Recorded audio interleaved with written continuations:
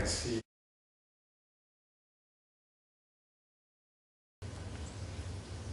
Connecting in and coming into that stream of light, pretty soon you'll notice that you begin to hear tones, maybe frequencies or vibrations around you. If some of you, for me, I don't know if it works this way for you, but I'll hear like deafness. It's almost like everything just goes silent, closes off and you go into a weird sort of vacuum, void space, and you'll hear a very, right, well, some kind of a pitch. For some it's very high, for some it's mid-tone, you know, everybody's different. And that is your presence coming into your space, and it's making sure. Now the reason they've told me is the vacuum feeling experience is because they really want us to get it. So they're they've been coming for a lot of years with the noise stuff around us. You'll hear pitches and tones and ringing in the ears and things like that, and you just kind of shoo them away because they're annoying. Now they want you to understand that you can't avoid it. They want you to know your new frequency and your new tone. So they're shutting everything else out so that you can come to know yourself. Okay, and that is a lot of the reason that many are experiencing hearing stuff. For many, the noise factor is a real problem. For many, they live their life with never silence. Constantly,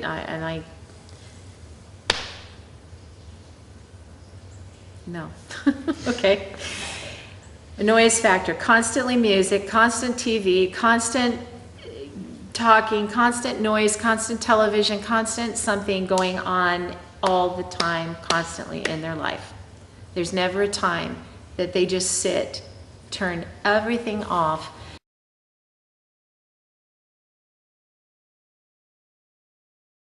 There's a silence that's around me all the time, and it's the only way that you can hear yourself. You're not going to hear yourself any other way. So if they have to turn off sound, they will, to make you hear. So have any of you been experiencing that? Yeah? As everybody, pretty much? It's a really bizarre experience when that comes around you like that. You think you are going deaf or something. Something's happening to you. And you can't help but pay attention. There's no way you can't notice it because there's nothing else you can hear. So know that that's what they're doing. And at those times you can just say, oh, and take a very deep breath and say, I hear you. I know this is what you're bringing to me. Pay attention to the tone because you will know your vibration, your frequency, when you hear it. And it is new. It won't be like your old one because you're not like your old one. You're not the old you anymore. And your bodies are going to start to change. Some of us are losing a lot of our hair, and that's one of the symptoms too of light body, higher radiation levels within the physical form. There's all kinds of things. So we're not all going to look the same either, so don't expect that, or expect that all of your symptoms are going to be the same as anyone else. They're not. How you're going to look is going to be the same. You know, I don't even know if it's going to be real pleasing or pleasant to all of us. I don't know what's happening, but I know it's happening. That's all I know. Joints are stretching, things are changing, and if you think about light body, if you're having trouble keeping muscle mass, bone density, if that seems to be falling at an irregular rate, it's more than likely because as we go to light, you can't expect that there's going to be a whole lot of density. How that's going to work, I don't know. So you might want to practice at it. You know, try to maintain as much as you can and work out some and do all that stuff and keep it as long as you can. But I have a feeling, you know, it's going to go. Magnetics of our planet with our bodies, with the light work that's happening. So anybody, questions, feedback, anything that you want to talk about or have a question about now or coming to you? Yes, So, Candice. my little spiritual group that meets on Thursday night, we were having this little discussion, actually ended up being 2 hours, and I'd be interested in hearing what you would say about this, is when do you know to surrender to the power of God versus setting an intention to attract something into your experience?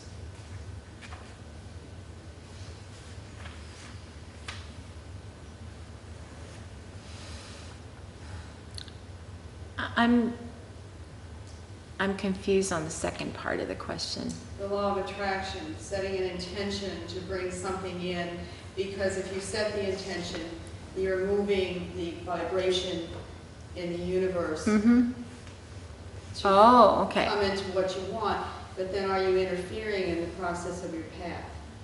That's a beautiful question. Okay, here's the complication with the consciousness, all right? I'm going to try to back this up so we can be a little more clear, because I know that what they're doing right now is kind of jumping around, because I can hear telepathically people's questions, so I'm sort of moving and jumping. But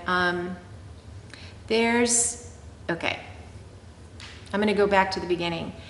When they started talking about how we don't need tools and modalities now in this new light. Now, this is really what I've been finding the hardest thing for people who were avid practitioners of visualizing in the past, is even, I don't want to say this, everything that was written within the definition, the belief system, the energetic system, and those things, teachings, tools, everything that was brought through for third dimension is less effective. I'm going to say it gently that way, in this new light. Okay? And here's the reason. The reason is that there isn't anything outside of you.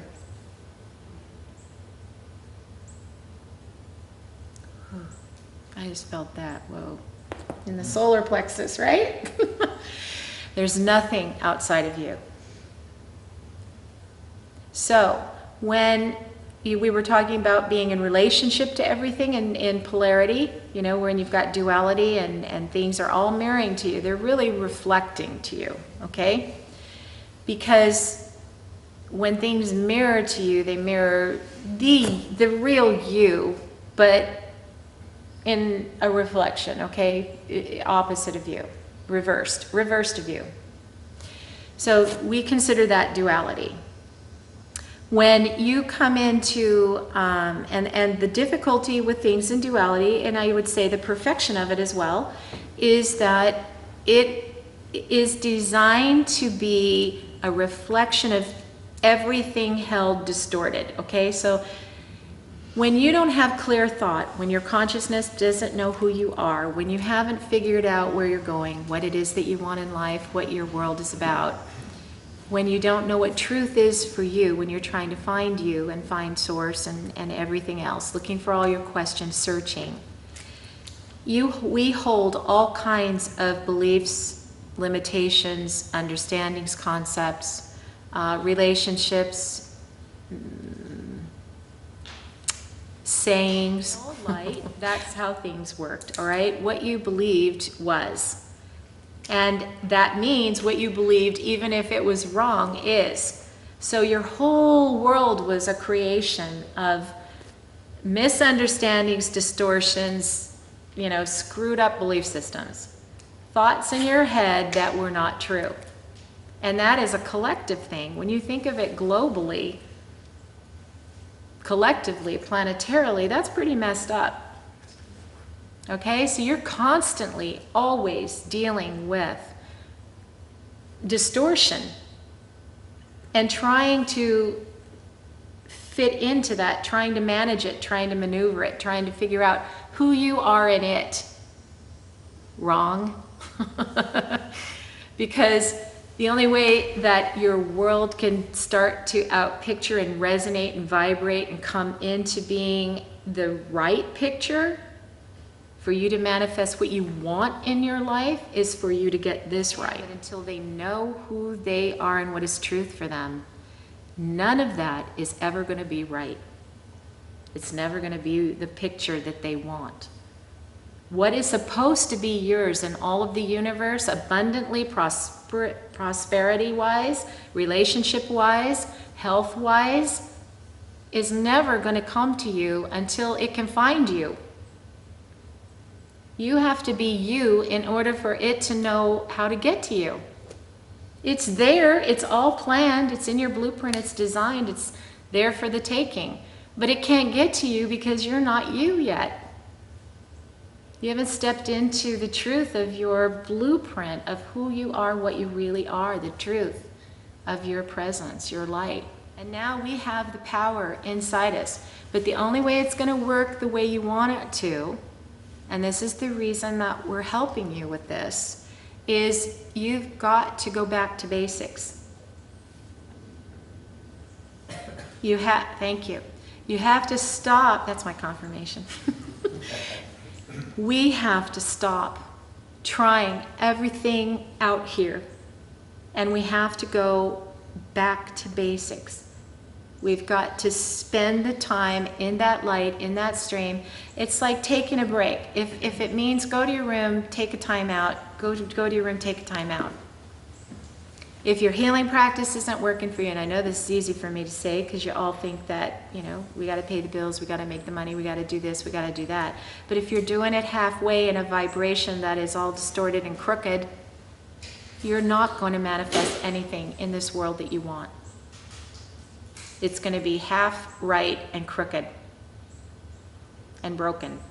We did a really, really good job of raising our heart vibration, and we got very, very creative about the ways that we did it.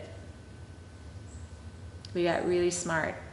And I, wish that you could see what I see, because I can just feel all that celebration and happiness and jubilance that comes up in my heart when I talk about that, because it's hard for humans to recognize, because you've been enduring and going through so much of the difficulty of it, recovering from that, and about regrouping and mastering, coming into this divine relationship, this sacred union within your own being. And what that means, just think about it, sacred alchemy. That means that there isn't anything outside of you that completes you. There's nothing outside of you going to make you whole. And this is in the biggest way that I could express this. It's not in the ways that third dimension or duality used to look at those words. Okay? You are the presence. You hold masculine, feminine within your body. You hold all of your lifetimes and everything you've ever been right in your form right now. And you can access them all. And we're going to talk a lot about that too. How to work with that, how to heal, how to work in splinters, how to do soul retrieval, ways that you can use past, present, and future energies, because once you get your stream together, once you get in there tight with the essence and the light and the frequency that you are, there isn't anything that you can't access. As far as your eternal God presence, wisdom, higher knowing, knowledge, all of your lives, all of your aspects have experienced all of this stuff. And now we're coming into a greater unity than that. Once we establish that oneness within our own self right now, our streams will begin to start to vibrate and hone and magnetize and come into oneness with those that it vibrates with. So you'll find even bigger streams of light, sources of light that are coming into oneness. Anything approaches you, if you fall to it, if you give it energy, and I know, I'm human too, I occasionally succumb. I occasionally don't remember that what I'm dealing with is not love, it's fear. And rather than look or judge that as attack or as whatever it appears to be, it's just shadow, which doesn't know love and it doesn't know light, looking for healing. So first thing, you don't have to say it out loud. You can just pull it into yourself and say, I am light. establish it in you, blaze it forth, and say, and let that presence see if it can stand in front of you. Because if it can, that means it wants to be healed. So in your mind, just call it in. I'm calling you into the light. I'm calling your high self, your God self, every part of you into this light now. Integrate with me, wholly heal. I know you're just afraid. And then see what happens. And if they can't, they'll get away from you. They'll leave your life. They will go away. And you have to let it be so.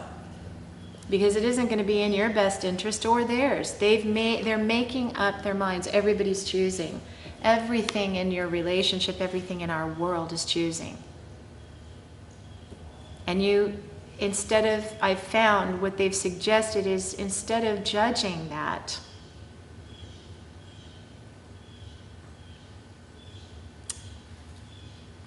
be compassionate to it and understand it and let it go. Release it in love.